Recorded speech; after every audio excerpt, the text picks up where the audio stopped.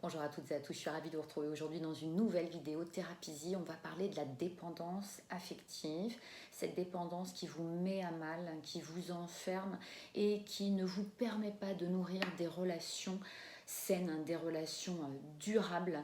Donc ce que je vous propose aujourd'hui, c'est de vous apporter des solutions, parce que oui, il existe des solutions, hein. Vous êtes entré dans la dépendance affective sans le vouloir, mais vous pouvez vous en sortir. Donc restez bien jusqu'au bout de la vidéo pour pouvoir trouver et mettre en place ces solutions. Alors bienvenue à toutes et à tous, hein. Si vous me rejoignez pour la première fois sur YouTube Thérapie, eh bien bienvenue à vous. Abonnez-vous, hein, vous rejoindrez le millier de personnes qui contribuent à cette belle communauté, d'ailleurs que je remercie au passage. Allez, on rentre dans le vif du sujet. On va parler de cette dépendance affective dont vous souffrez, ou peut-être vous connaissez quelqu'un qui en souffre. Ce sera le moment justement de liker, commenter et partager cette vidéo. Alors, la dépendance affective, eh bien, être dépendant affectif, c'est souffrir d'un manque d'amour profond.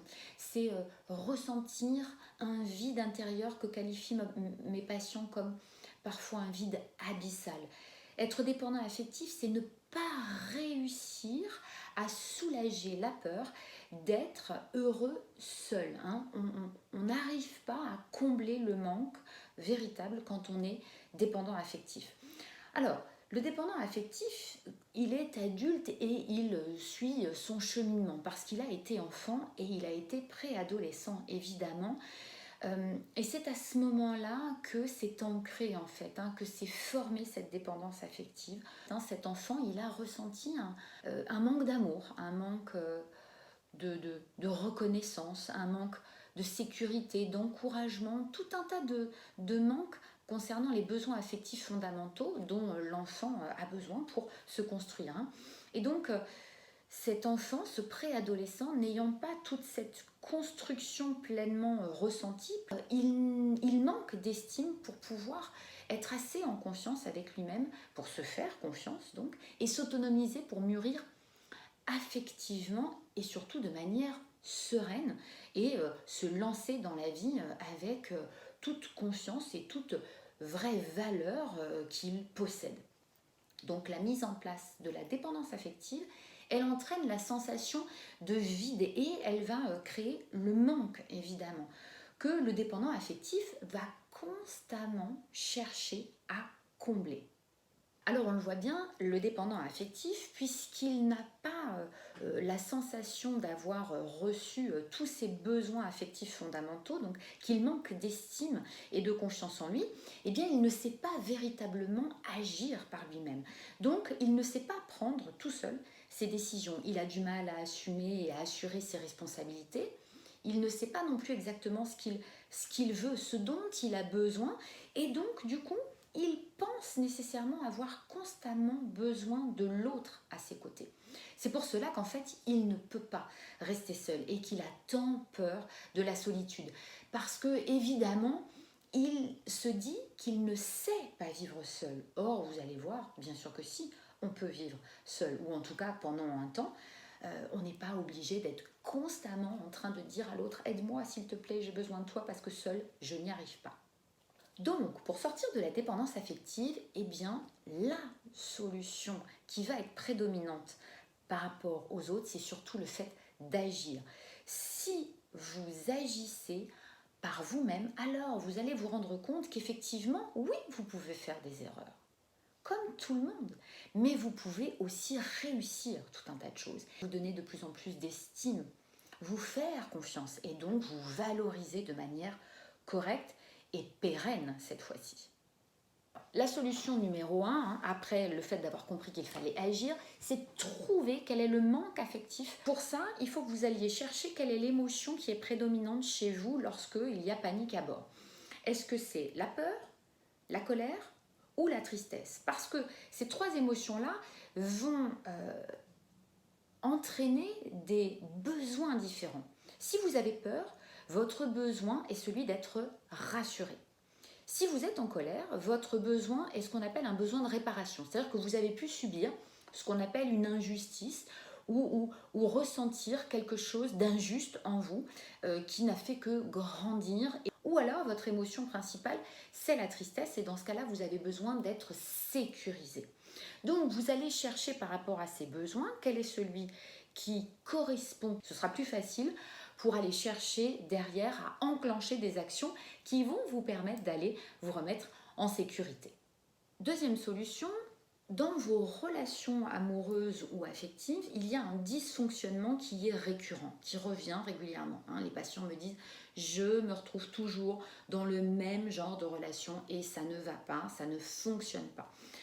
Ça ne fonctionne pas parce qu'en fait, quand on est dépendant affectif, on s'efface dans la relation.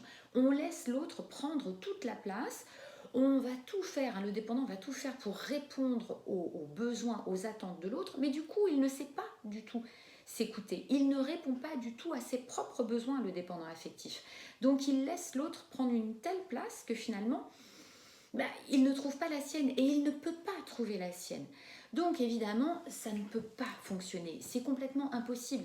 Donc vont se mettre en place de la jalousie, une demande de connexion permanente, où tu es, qu'est-ce que tu fais, avec qui tu es, pourquoi tu n'es pas là, tu es en retard, est-ce qu'il t'est arrivé quelque chose, est-ce que tu vois quelqu'un d'autre, enfin, des questions qui vont poser évidemment un vrai problème à l'intérieur de la relation amoureuse ou même parentale ou encore amicale ou professionnelle. Alors si vous apprenez en fait davantage à prendre soin de vous et à faire des choses pour vous, notamment quand vous êtes dans une relation, mais vous vous autorisez à dire mais je peux aller me faire une sortie ou je peux faire quelque chose pour moi, je ne suis pas obligée de le faire avec l'autre ou je ne suis pas obligée de m'interdire, mais de vous mettre dans la perspective de penser à vous de manière à moins ruminer en fait, parce que comme vous allez agir pour vous, vous allez penser autrement. Je vous rappelle que quand on agit, nos pensées sont focalisées sur les actions que nous exécutons au moment où ça se passe.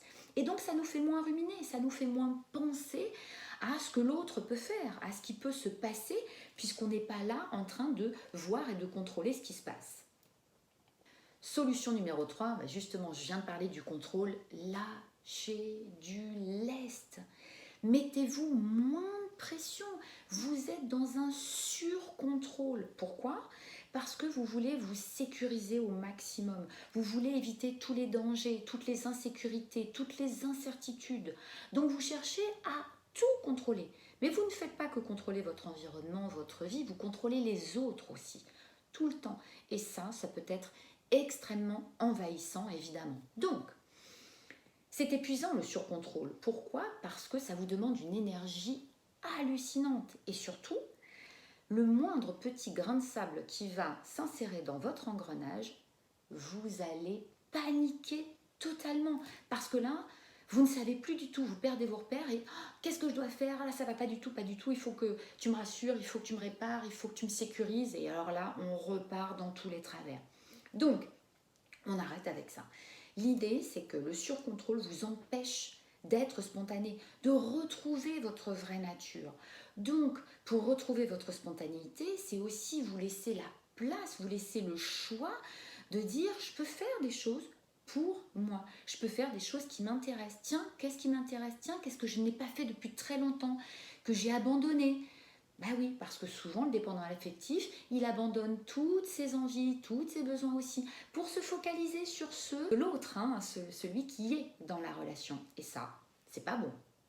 Solution numéro 4, cette fois, c'est verbaliser vos pensées en utilisant le « je ». C'est-à-dire que vous allez apprendre à dire ce que vous ressentez au moment où vous le ressentez véritablement, en utilisant le « je ressens, je comprends ça, je trouve que j'ai besoin de… » Mais verbalisez-le de manière à pouvoir vous affirmer, de manière à ne pas toujours être en accord avec l'autre. Parce que vous avez le droit d'être en désaccord avec l'autre. Vous avez le droit de dire non. C'est ça aussi, l'affirmation de soi. Donc enfin, pouvoir pleinement laisser s'exprimer votre authenticité et non pas votre partie fabriquée de vous qui s'est fabriqué une carapace pour sécuriser la dépendance affective. Solution numéro 5, c'est apprendre à regarder le monde qui vous entoure et votre propre vie à travers vos propres yeux. Arrêtez de laisser les autres vous diriger. Arrêtez de laisser les autres vous dire quoi faire et comment faire. Et faites par vous-même. Regardez par vous-même. Ressentez par vous-même. Et dites qui vous êtes. Donc, apprendre aussi à vous permettre de vous écouter, c'est-à-dire être pleinement en connaissance aussi de soi, en introspectant là ce qui se passe à l'intérieur de soi et en se demandant qui je suis, de quoi j'ai besoin, qu'est-ce qui est bon pour moi et qu'est-ce qui ne l'est pas. Donc on arrête d'être à travers les autres et de vivre à travers et pour les autres, mais on vit pour soi-même. Ça va permettre d'amener à la solution numéro 6, qui est la dernière, c'est d'apprendre enfin à vous aimer. C'est ça, prendre soin de vous de manière plus générale, plus globale, parce que c'est en vous connaissant davantage que vous allez mieux vous comprendre, mieux vous affirmer et mieux vous accepter. Donc, vous pourrez davantage vous apprécier et même être pleinement capable de vous regarder agir et d'être fier de ce que vous accomplissez et de vous complimenter. Parce que quand on me demande en séance, mais comment je fais pour retrouver de la confiance en moi? Comment je fais pour m'estimer?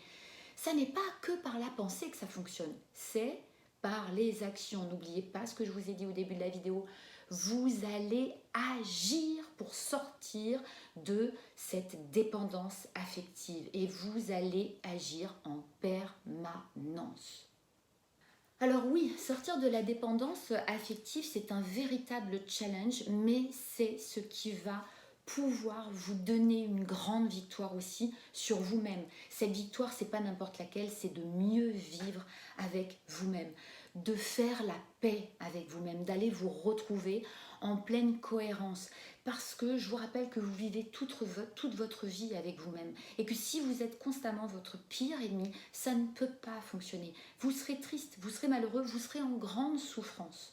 Donc oui, vous allez devoir un petit peu batailler pour que vos démons ne reprennent pas toujours leur place, celle qui veut faire exister la dépendance affective. Mais si vous agissez pour vous estimer, pour vous faire davantage confiance, pour vous respecter et donc pour mieux vous aimer, vous allez vous sentir enfin en sécurité. Vous allez vous sentir enfin réparé. Vous allez vous sentir enfin rassuré. Et c'est bien ça dont vous avez besoin, n'est-ce pas?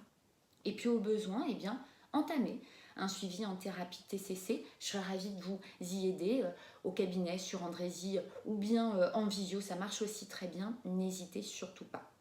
Voilà, likez, partagez, commentez. Et au besoin, vous prenez un rendez-vous directement sur mon agenda en ligne. Prenez soin de vous et n'oubliez pas, agissez. Allez, à très bientôt. Ciao!